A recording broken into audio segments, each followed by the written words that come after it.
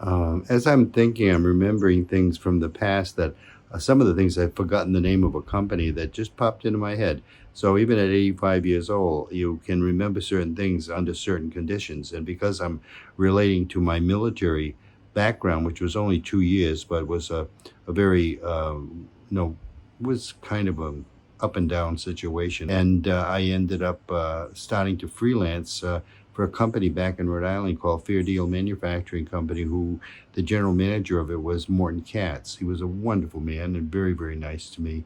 And that was one of my building blocks when I came back. I had gotten married shortly after returning. My wife returned from California, drove home all by herself in her car, and came back to Rhode Island.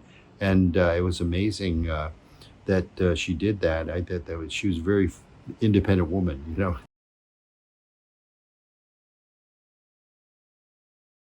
If we don't have a father in our life, a mother properly in our life, we can be all messed up. And it really led to a very bad road for me, and I had an awful time in my young years. The only thing that kept me together was my ability to design and to draw. I loved it.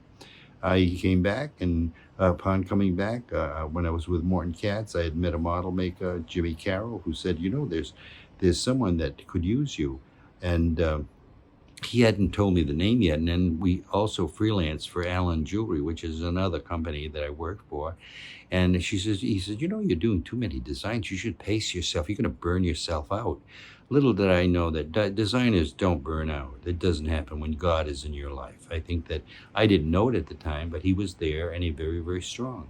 And one day I was like doing designing, and then I was counting them. And little did I know the owner of the company was standing behind me. And he says, "What are you doing?" I said, "Oh, I'm counting the designs." He says, "You're fired." And he threw me out. And I was absolutely stunned. But I still had Morton Katz over at the Fair Deal Manufacturing Company, so I wasn't completely destitute. I was okay. And I left and went home.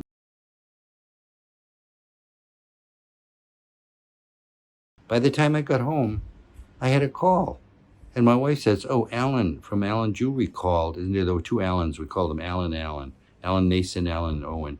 And Alan Owen was the one that was a real strange guy.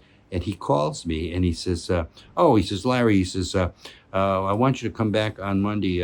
He says, "Because you did a great design. We want to follow up on this."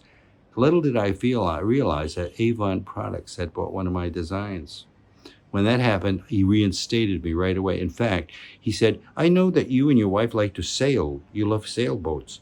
Would you like to take my sailboat?" He says, "I've got a catamaran down in Barrington that you can take out." My wife and I went sailing that weekend, and I got back to work with Allen Jewelry. But it was going to lead up to something even greater, which was really wonderful.